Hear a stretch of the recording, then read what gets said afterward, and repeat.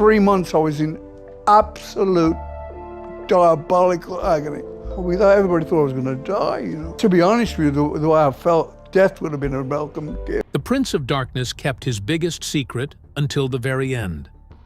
When Ozzy Osbourne passed away, his family expected to inherit millions. What they didn't expect was the emotional breakdown that followed.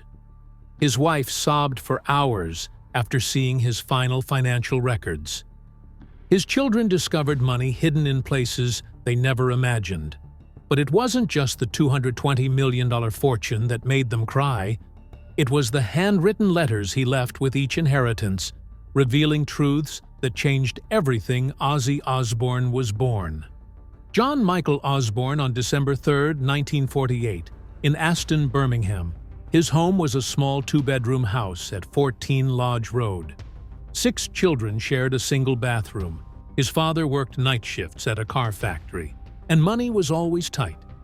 At school, he was bullied every day. They called him Ozzy to mock him. He was beaten up, laughed at, and misunderstood. He struggled to read and write, but no one knew why. Teachers called him lazy. Classmates said he was dumb. It wasn't until years later that he discovered he had dyslexia.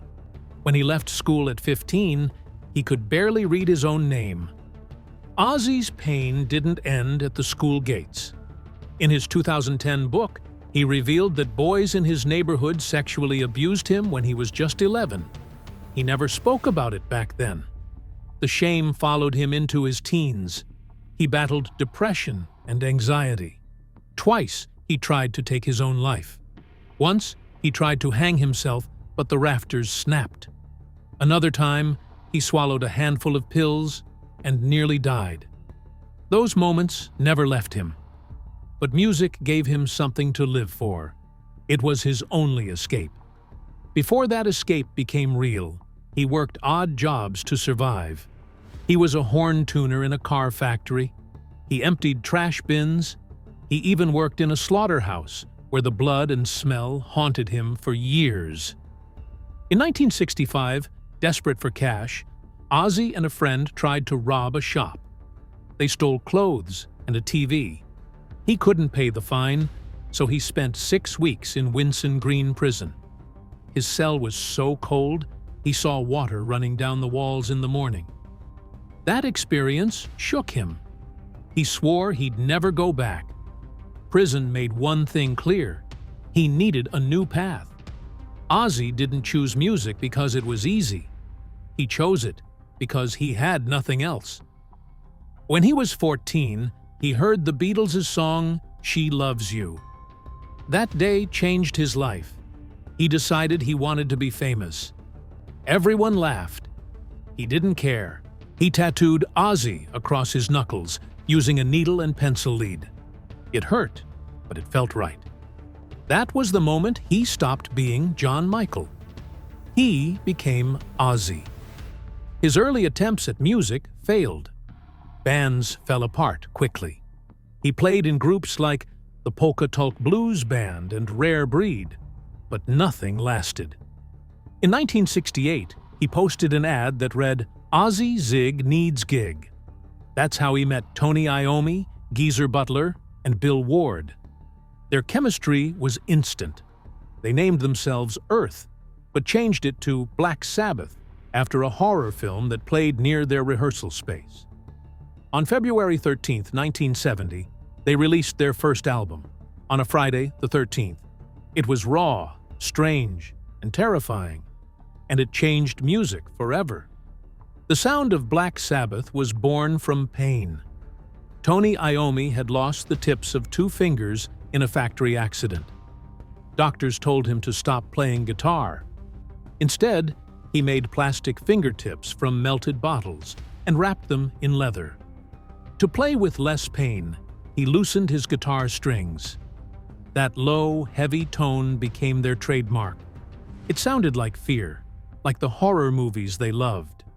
They wrote songs about war, madness, addiction, and evil, not to shock people, but because that's how life felt.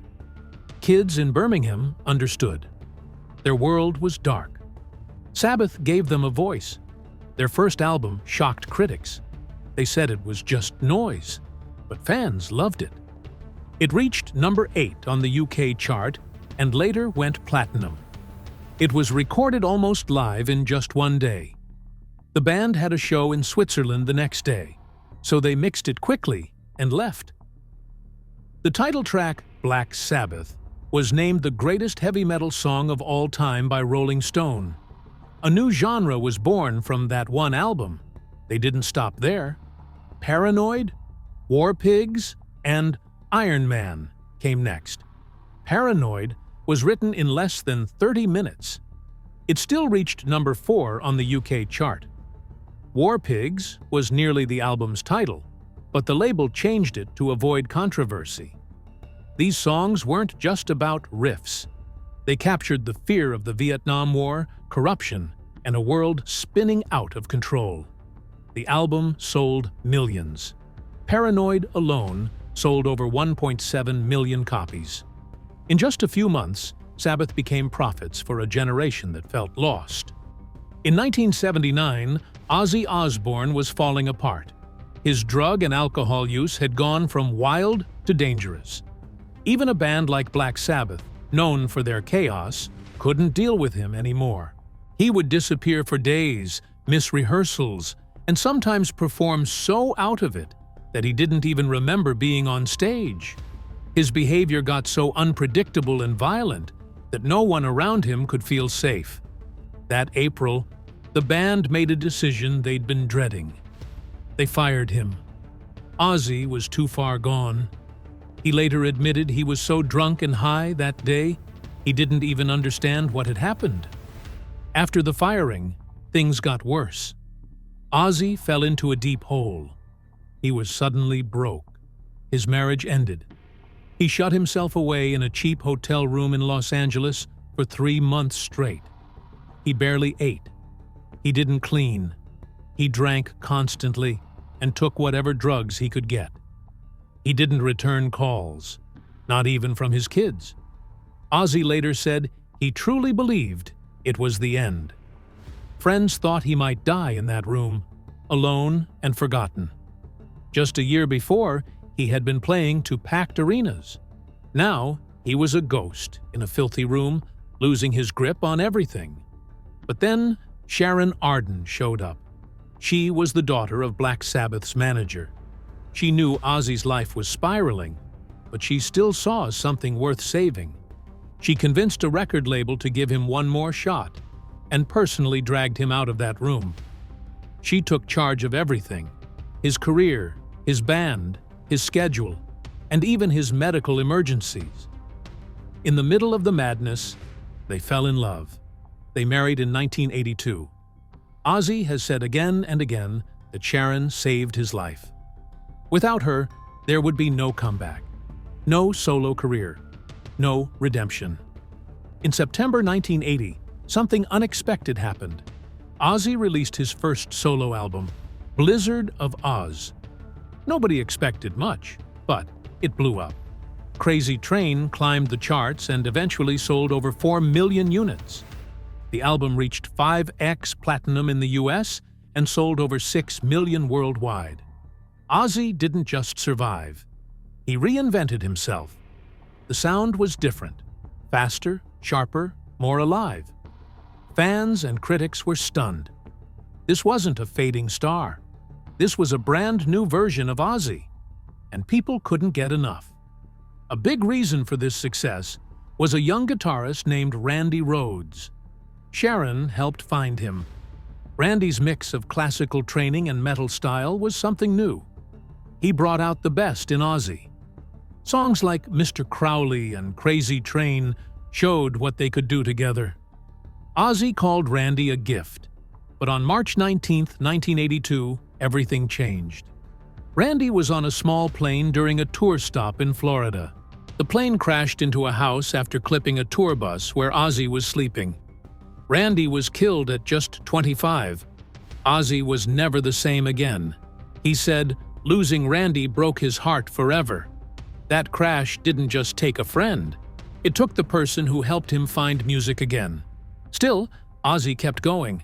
In 1981, Diary of a Madman sold over 3 million copies in the US.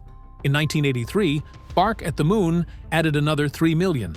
Then, in 1991, No More Tears hit 5x platinum. It even climbed to number 7 on the Billboard 200. These albums weren't just hits. They were proof that Ozzy had staying power. He wasn't just riding a second wind. He was creating a legacy. But the wild stories didn't stop. In January 1982, during a concert in Iowa, a fan threw something onto the stage. Ozzy thought it was a toy bat. He bit into it. It was real. He was rushed to the hospital for rabies shots. A year earlier, at a record label meeting, he'd shocked a room full of executives by biting the heads off 2 doves. He said it was supposed to be a peace gesture. They kicked him out immediately. These moments became part of his legend. Fans didn't know what to expect, and that was part of the draw. Then came the lawsuits. In 1984, a 19-year-old named John McCollum died by suicide. His parents blamed Ozzy's song Suicide Solution and took him to court. Protesters waited at airports. Cameras followed his every move. The courts later ruled that the song wasn't responsible. There were no hidden messages. Ozzy's words were protected by free speech, but the case shook him. It also set a legal precedent for how music could and couldn't be blamed for real-world tragedies. In 1984, the madness reached another level. Ozzy was touring with Motley Crue. According to their drummer, Tommy Lee, the 2 bands kept trying to outdo each other with the craziest stunts. One day, Ozzy saw a line of ants on the ground near a hotel pool.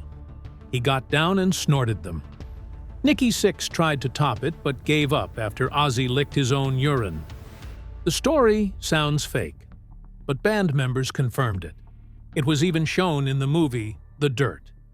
People weren't just shocked. They were speechless. Ozzy Osbourne married Sharon on July 4, 1982. Their relationship was full of chaos, but never broke. When Ozzy was kicked out of Black Sabbath in 1979, it seemed like his career was over. But Sharon stepped in as his manager. In just 2 years, she helped him become a solo star. She landed record deals, planned wild tours, and reshaped his image. Even during the darkest times, Sharon didn't walk away. He went to rehab, and somehow they stayed together. Over the years, her sharp business mind turned Ozzy's messy career into a huge fortune. By 2023, their family was reportedly worth over $220 million, thanks to album sales, tours, merchandise, and TV shows. Sharon wasn't just his partner. She built an empire around him. Ozzy has 6 children. From his first marriage to Thelma Riley, he had Jessica, Louis, and Elliot. Most people don't hear much about them. Jessica and Louis stayed away from the spotlight. Elliot was adopted by Ozzy, but has kept his distance. With Sharon, he had 3 more kids: Amy, Kelly, and Jack. In 2002, Kelly and Jack became famous almost overnight when MTV launched The Osbournes. The show gave millions a peek into their chaotic home. It pulled in nearly 8 million viewers at its peak. Kelly used the attention to start a career in music, fashion, and television.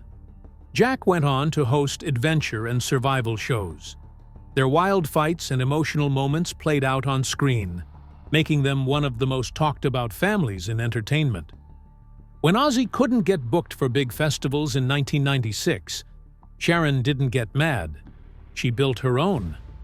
Ozzfest started that year as a way to showcase heavy metal bands. It became a monster success.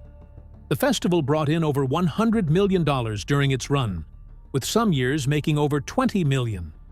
Bands like Slipknot, Tool, Iron Maiden, and System of a Down all played Ozzfest. By 2007, over 5 million fans had attended. That same year, Sharon made headlines by offering tickets for free, shaking up how festivals operated. Ozzfest slowly faded out by 2018, but it left a mark. For many bands, playing Ozzfest was a turning point. Sharon's idea not only saved Ozzy's place in metal, it boosted the entire genre. The family faced more than just fame. Ozzy has gone to rehab at least 16 times. He battled addiction to alcohol and drugs for decades. Cameras even caught some of his relapses during the Osbournes. In 2003, someone broke into their home and stole Sharon's jewelry worth over £2 million. That same year, tensions at home exploded. But the biggest scandal happened in 1989, when Ozzy tried to strangle Sharon during a breakdown. She didn't press charges. She later said it was the drugs, not him. In 2016, Ozzy admitted he had cheated on her, and it nearly ended their marriage. Sharon also faced her own health scares, including a fight with cancer. Jack was diagnosed with multiple sclerosis. Kelly made headlines for emotional outbursts on live TV. Yet somehow, they always came back together. The Osbournes gave people something they hadn't really seen before. It was loud, messy, funny, and strange, but it felt real. When the show first aired on March 5, 2002, it didn't just do well. It became the most-watched series in MTV's history. Nearly 8 million people were tuning in for each episode. That kind of audience was unheard of for a cable reality show. It even won an Emmy in its first season. What made it different was how open it was. There were no polished images or staged family dinners. It was Ozzy mumbling around the house, Sharon yelling about the dogs, and Jack and Kelly throwing tantrums over almost anything. But in between all the shouting and jokes, there were serious moments too. Illness, accidents, real family pain. And that mix of chaos and honesty made it unforgettable. Before this show, Ozzy Osbourne was seen as someone dark and dangerous. He bit the head off a bat. He snorted ants. He sang about devils. But once the cameras followed him home, a different Ozzy showed up. He was still strange, but also sweet, clumsy, and even funny. He became the confused dad who just wanted to eat in peace. For people who didn't grow up with Black Sabbath, this was the only Ozzy they knew. One who cared more about microwave burritos than metal music. The change worked so well that he and his daughter Kelly even had a hit song together. Their duet, Changes, went to #1 in the UK. That never would have happened without the show. But it wasn't all fun. Behind the scenes, Ozzy was struggling more than anyone knew. During filming, he was taking up to 42 pills a day. He used everything from Adderall to Valium just to keep going. He said he could barely walk or talk and was afraid to fall asleep at night. A lot of people thought he was just acting strange for laughs. But in reality, he was overwhelmed. His wife Sharon was fighting cancer at the same time, and the pressure was too much. They spent around $650,000 on medical bills and ended up firing their doctor, who later got in trouble for overprescribing pills to celebrities. The show might have looked like a comedy, but what was happening behind closed doors was serious. Not everyone in the family wanted to be part of it. Amy Osbourne, the oldest daughter, wanted nothing to do with the cameras. She moved out at 16 and said she didn't want to grow up on TV. She didn't want to be remembered just as someone's teenage daughter on a reality show. While Jack and Kelly embraced the fame, Amy stayed private. She started a music career under the name ARO and avoided anything that looked like family reality TV. Her siblings, meanwhile, went through everything in public, from fights to rehab to new careers. They became stars in their own right, but Amy chose another path. The impact of the Osbournes didn't stop with the family. It changed television. Other reality shows copied its raw, unfiltered style. Big stars started acting like regular people on camera. Even comedy shows and Super Bowl ads made references to the Osbourne household. It helped create a whole new kind of fame, where celebrities shared their lives in ways that had never been seen before. That idea would become the foundation for shows like Keeping Up with the Kardashians and The Simple Life.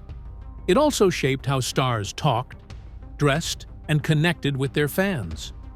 The line between private and public lives started to disappear. Away from TV, Ozzy's life remained just as big.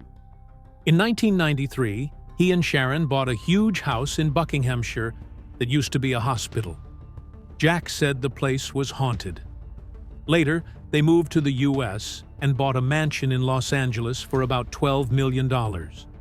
It had 6 bedrooms, 11 bathrooms, and its own movie screening room. They also rented another Beverly Hills home that was once listed for $27 million, with rent up to $50,000 a month.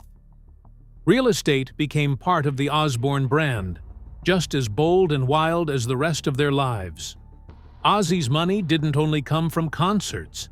By 2004, he had made over $50 million just from merchandise.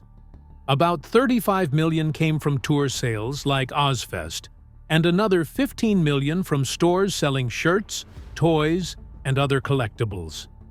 His music was at the center of big lawsuits too, especially over royalties from his albums Blizzard of Oz and Diary of a Madman. In 2008, he even became a digital star when his animated self appeared in Guitar Hero World Tour. Players could control a cartoon Ozzy and listen to hits like Crazy Train. It brought his music to a whole new generation. One of the strangest parts of Ozzy's fame was how many ads he appeared in. In 2006, he starred in a UK commercial for I Can't Believe It's Not Butter, where he baked with a lookalike and joked about heavy metal. It was weird and funny, and it worked. He also appeared in a US ad for the Samsung Jack phone in 2009. The joke was that he couldn't understand how to use it, which made the phone seem easy for everyone else. He even endorsed iced tea, beauty products, and slot machines. Each campaign played off his strange charm while keeping his image fresh and funny.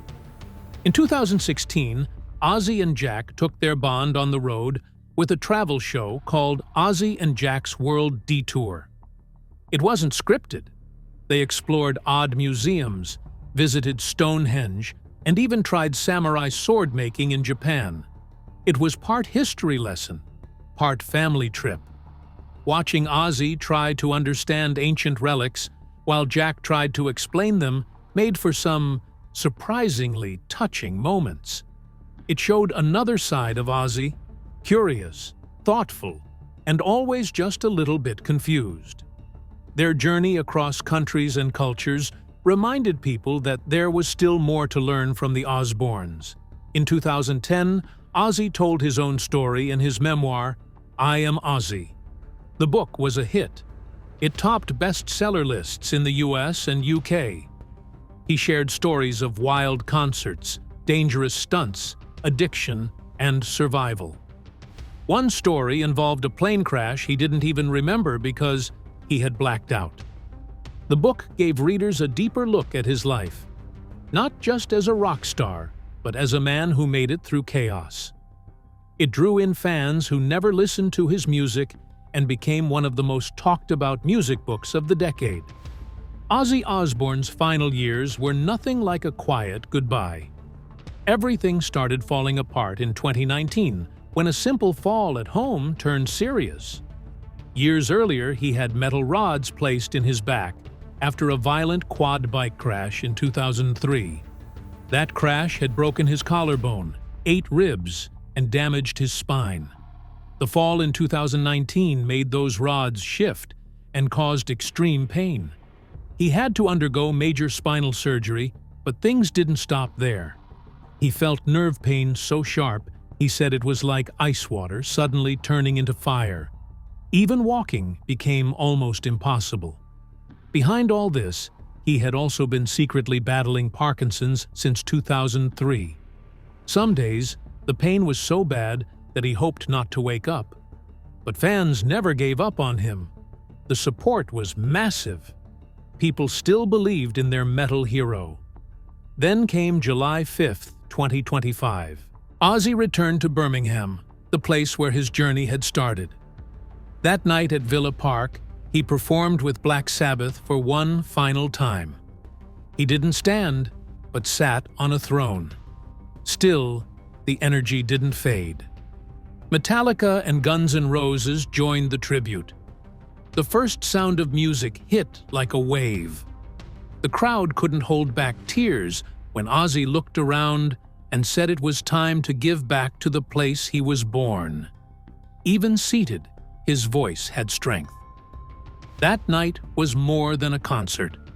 Every person there knew they were watching the end of an era. The money raised went to Birmingham's local charities. Ozzy's last show was a gift to the city that raised him. But he didn't just say goodbye with that concert. In 2022, at age 74, he stunned the world again. He won a Grammy for Best Metal Performance for Degradation Rules from his album Patient No. 9. The song had raw power. Tony Iommi was featured on it, and people couldn't believe the energy Ozzy still had. He hadn't toured in years, and his health was clearly in decline. Yet here he was, beating much younger artists and proving that age and pain couldn't silence him. That Grammy wasn't about nostalgia. It was about how he still mattered. Through all these highs and lows, his family stayed close. His wife Sharon and his children never left his side. When he passed away on July 22, 2025, at the age of 76, they were all there. Sharon held his hand, along with Jack, Kelly, Amy, Jessica, Louis, and Elliot. The world mourned. Celebrities and fans alike flooded the internet with tributes. Elton John called him immortal. Sharon's grief was public and raw. She posted memories and thanked everyone for their support. Ozzy was no longer just a rock star. He was remembered as a husband and father who gave everything until the end. But even after his death, surprises kept coming. The family announced a documentary filled with unreleased recordings and letters. Some of them dated back to the early Black Sabbath days. There were stories behind songs, near-death experiences, and honest regrets. In one part of the documentary, Sharon and Jack hinted that Ozzy had recorded final confessions. Fans were shocked.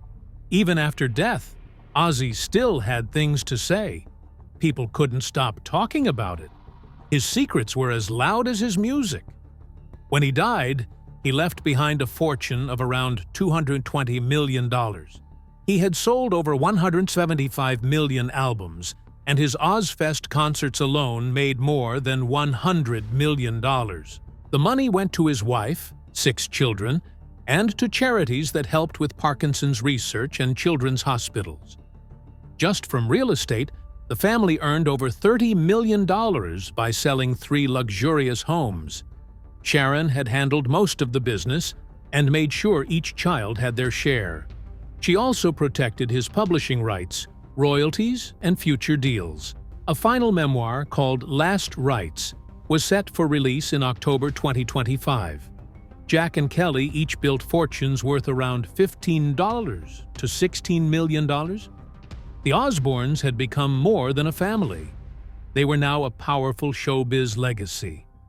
Ozzy had earned more than any other Black Sabbath member, even out-earning Tony Iommi by about $80 million. His success wasn't just about money. It was a sign of how far he had come from his working-class roots, and his cultural impact went far beyond music. In the early 1970s, Black Sabbath changed rock forever. Their sound was dark, loud, and full of fear. Lyrics about war and doom shocked people. Ozzy became known as the godfather of heavy metal. But his biggest surprise came in 2002 when the Osbournes hit MTV. It wasn't just a reality show. It became a cultural moment. Over 6 million people watched every week. That show opened the door for everything from Keeping Up with the Kardashians to modern YouTubers. Suddenly, Ozzy wasn't just a singer. He was a star in living rooms. His voice was in commercials, games, and viral videos. He did a duet with Kelly that topped UK charts. He appeared in World of Warcraft ads. Kids who didn't grow up with Black Sabbath still knew his name. Bands like Slipknot and Ghost found their path because Ozzy had made weird music cool. What once scared people now sold out arenas.